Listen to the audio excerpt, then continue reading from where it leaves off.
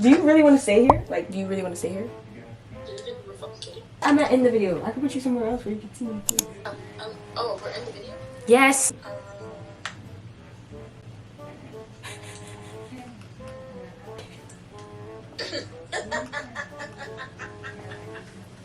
Oh, it's always.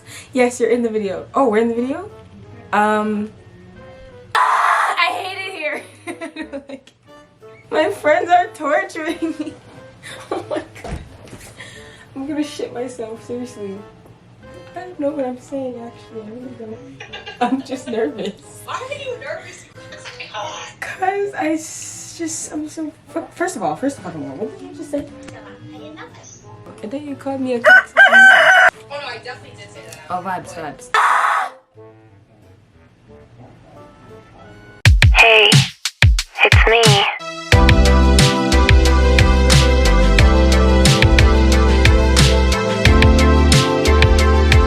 So I'm doing my most anticipated reads of 2023. My friends are here. They're basically holding a gun to my head.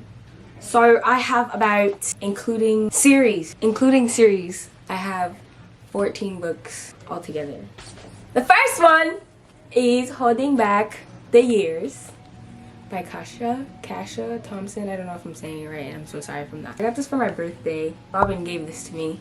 Thank you, Robin. I really appreciate it. It's a short read, so I could read this in like an hour or two. I don't know. I wanted to read this because it just looks cute.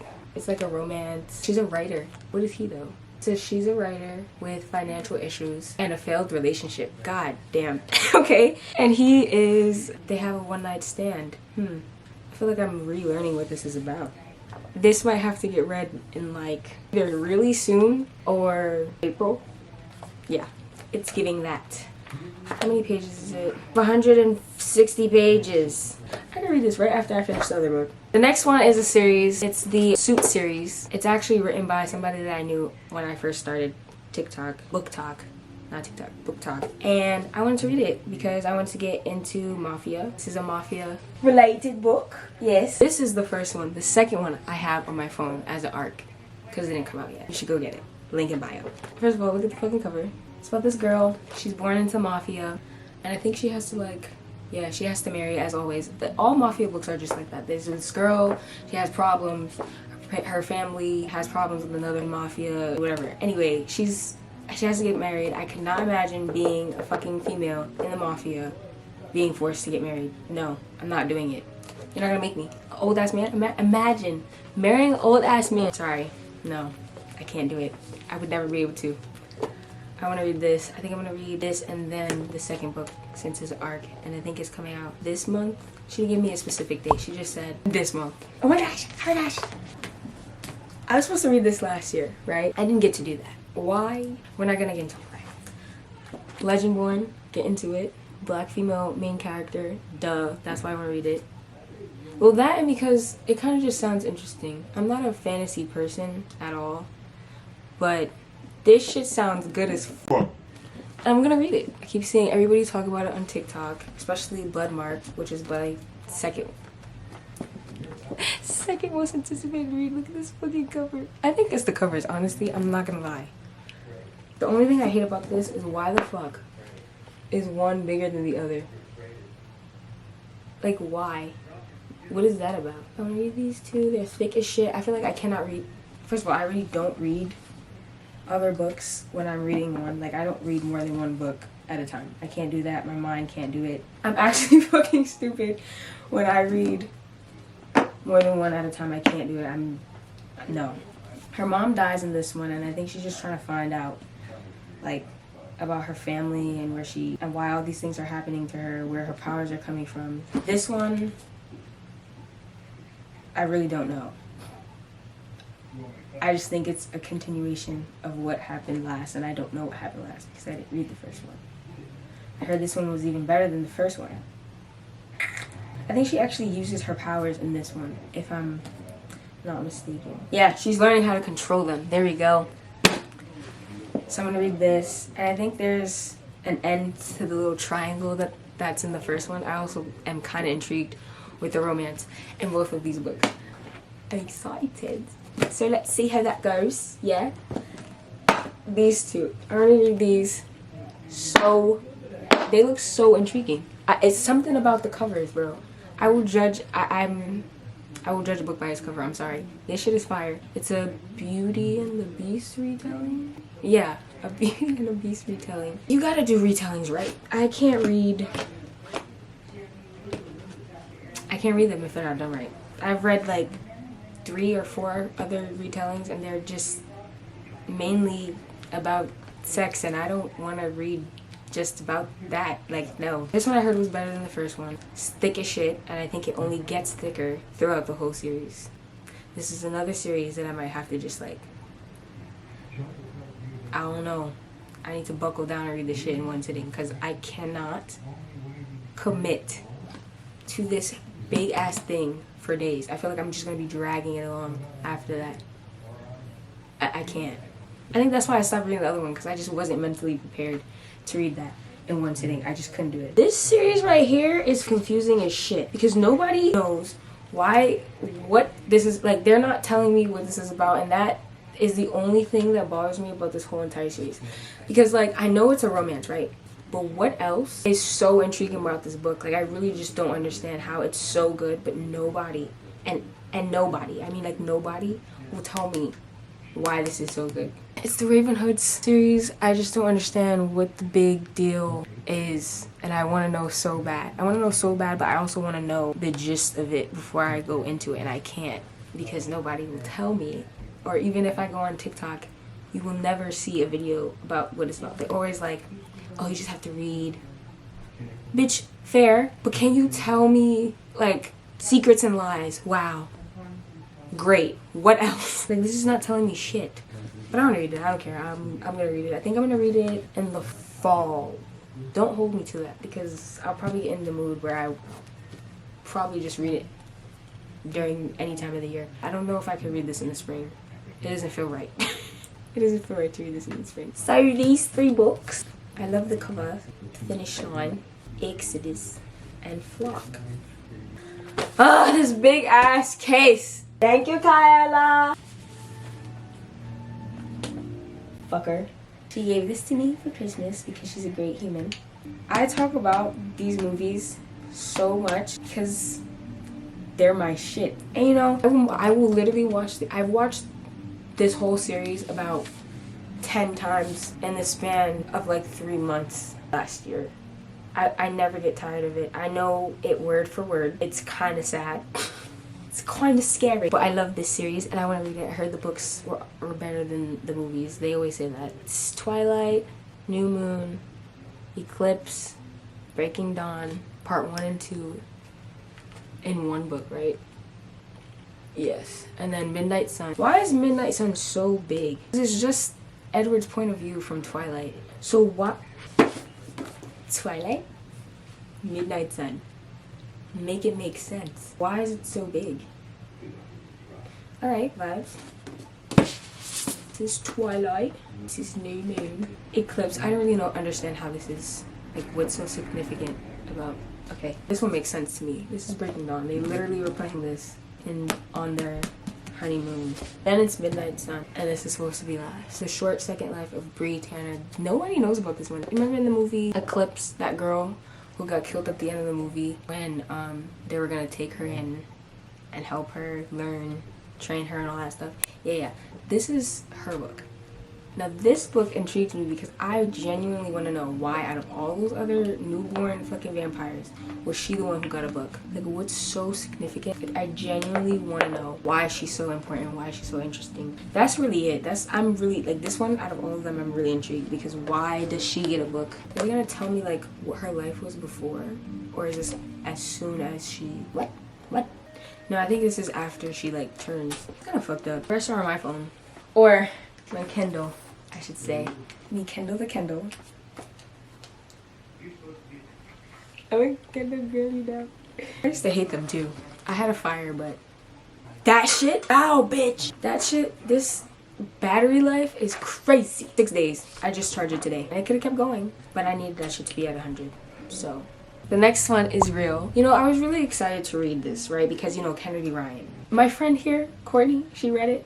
She said it's good. I don't know.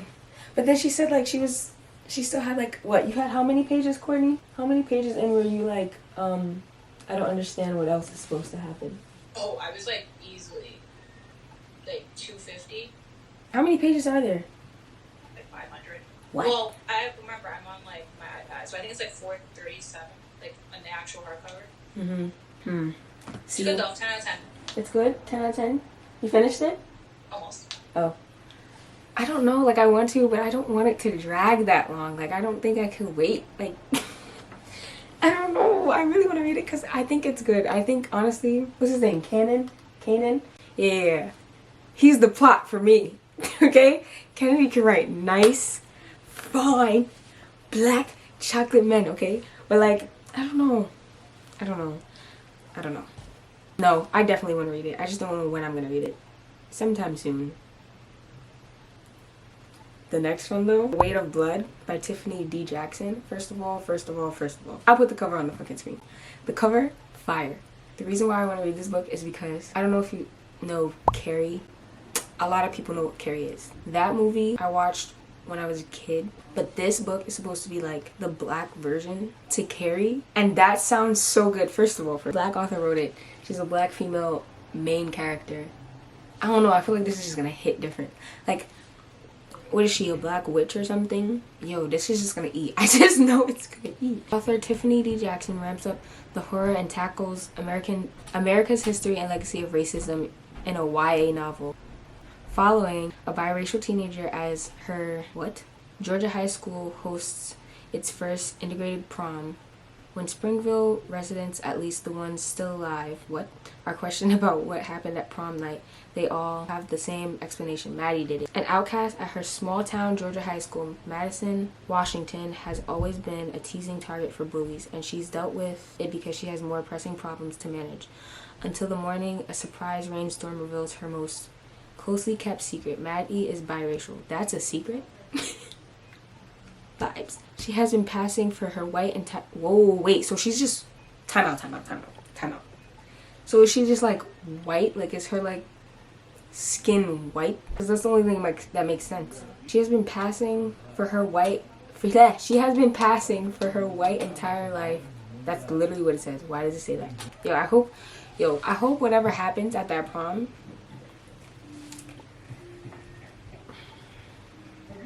I hope she goes crazy. Yeah, that's gonna be, ooh, I want to read that now. That's gonna be so good. Oh, okay, this one I'm excited for too. It's called Forget Me Not by QB Tyler. So the other day I recently said that one of my favorite tropes is the divorce trope. That shit will hit every time. I'm sorry, I haven't read one yet that just isn't a 5 out of 5. Divorce trope slaps.